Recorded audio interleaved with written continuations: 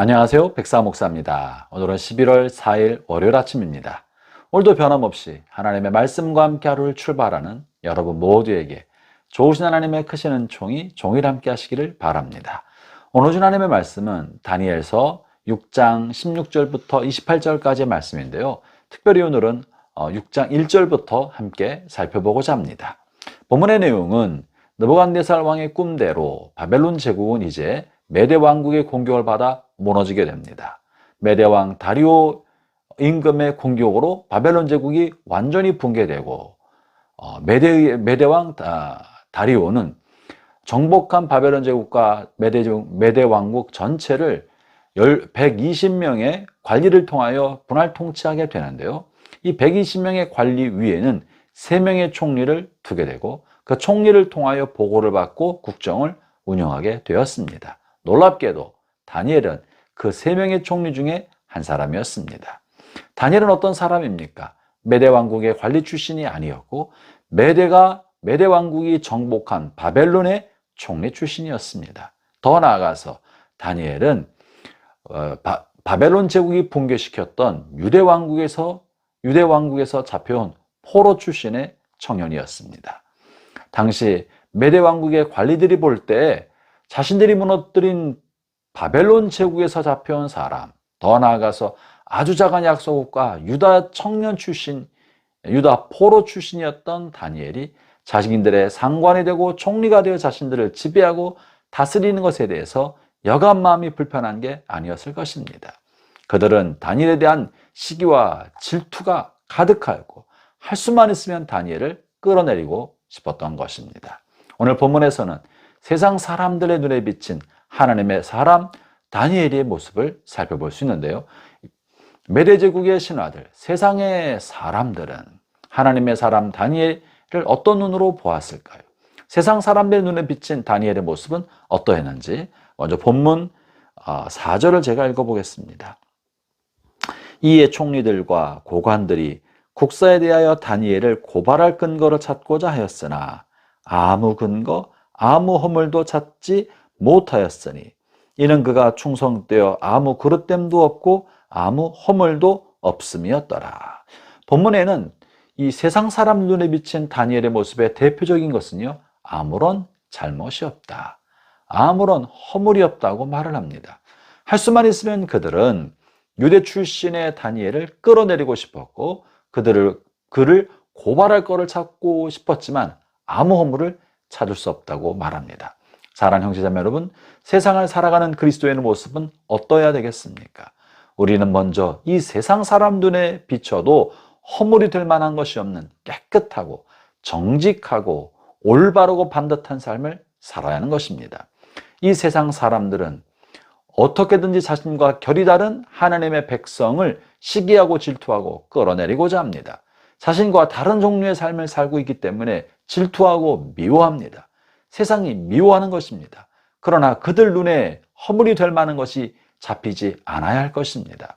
그러므로 세상 나라에 살아가는 하나님의 백성의 삶은 무엇보다 정직하고 진실하며 허물 없는 삶을 살아야 하는 것입니다.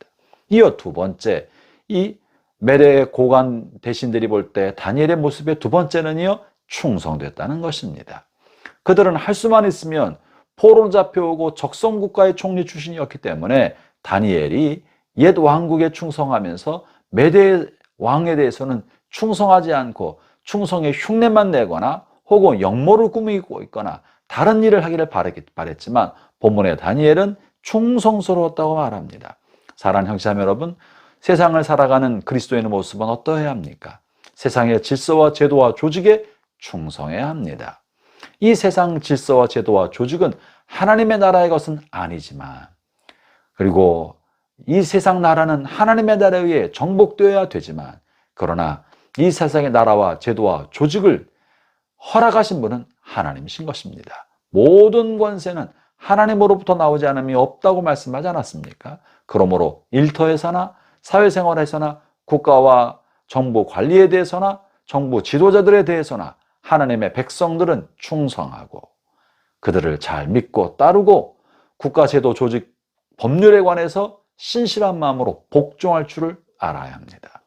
내가 원하는 대로 혹은 내가 원치 않은 것을 취사 선택하면 안 되고 제도와 법과 질서를 세운 분이 하나님이신 줄 알고 그 하나님을 향하여 충성하는 것처럼 우리에게 세워진 질서와 조직과 제도에 충성하는 삶을 사는 것이 이 세상 속에 살아가는 하나님의 백성의 올바른 삶인 것입니다. 세 번째, 세상 사람들 눈에 비친 다니엘의 모습, 세 번째는 어떠합니까? 그래서 오늘 본문 16절에 실려 있는데요. 오늘 본문의 16절은 이제 세상의 관리들이 다니엘을 볼 때 흠잡을 만한 것이 없기 때문에 다니엘을 무너뜨리기 위하여 어리석고 엉뚱한 법을 만듭니다. 그것은 왕 이외에는 아무에게도 절하지 못하고 기도하지 못하게 하는 법을 세웠던 것이죠. 다니엘은 그 법이 있다는 사실을 알고도 변함없이 하루에 3번씩 하나님을 향하여 기도하고 그리고 기도하는 모습을 기대했겠죠. 그 모습을 보고 세상의 관리들은 다니엘을 고발합니다. 그러자 다리오 왕은 자신이 세운 법에 따라 다니엘을 사자들의 굴에 던져넣게 되었습니다. 다리오 왕은 다니엘이 아무런 잘못이 없다는 걸 알았지만 그러나 시기하는 사람들이 만든 음모에 빠져서 다니엘을 사자굴에 던지게 됩니다. 그러면서 다니엘을 향하여 이렇게 말합니다.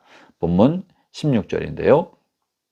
이에 왕이 명령하매 다니엘을 끌어다가 사자굴에 던져넣은지라 왕이 다니엘에게 이르되 네가 항상 섬기는 너의 하나님이 너를 구원하시리라 하니라.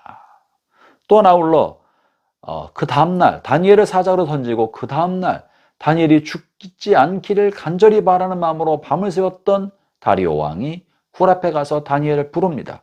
뭐라고 부르는고 하니 20절입니다. 다니엘이 든 굴에 가까이 이르러서 슬피 소리를 질러 다니엘에게 묻되 살아계시는 하나님의 종 다니엘아 네가 항상 섬기는 내 하나님이 사자들에게서 능히 너를 구원하셨느냐 하니라. 여러분 여기에 세상 사람들 눈에 비친 하나님의 백성의 모습이 어떻게 묘사되어 있습니까? 그것은 바로 네가 항상 섬기는 하나님. 세상 사람들 눈에 비친 하나님의 백성의 모습은요, 그들은 언제나 하나님을 섬기고 있다는 것입니다. 눈에 띌 만큼 섬기는 것입니다.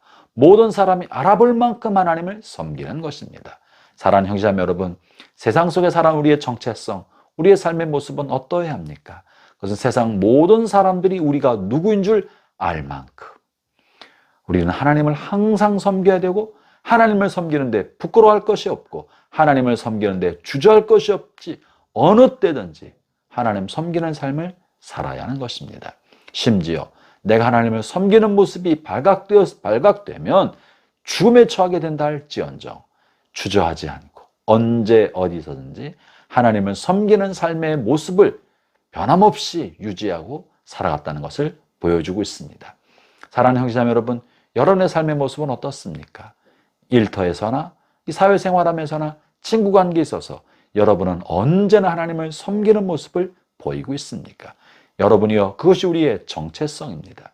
우리가 비록 세상 속에 살아가고 바벨론 제국과 메대 제국 속에 살아가도 우리는 하나님의 백성이라는 사실을 잊으면 안 되고 하나님의 백성인 것을 부끄럽게 여기서도 안 됩니다. 그러면서 동시에 세상의 제도와 세상의 법률과 세상의 조직에 충성을 하고 최선을 다해서 성실하게 살고 허물없고 흠잡을 만한 것이 없이 깨끗한 삶을 사는 것. 이것이 바로 세상을 살아가는 하나님의 백성의 삶의 모습인 것입니다. 오늘 하루 정직한 마음과 진실한 마음, 충성되면서 아울러 늘 하나님을 섬기는 모습으로 살아가는 복되는 총이 여러분 모두에게 함께 하시기를 바랍니다. 그럴 때 하나님의 크고 놀라운 은혜가 여러분의 삶을 휘감아 선하고 온전한 길로 인도해 주실 것입니다. 기도하겠습니다. 하나님 감사합니다. 우리의 삶의 자리가 어떠하든지 항상 하나님을 섬기는 신실하고 진실한 삶을 살아가도록 이끌어 주옵소서. 예수님 이름으로 기도합니다. 아멘.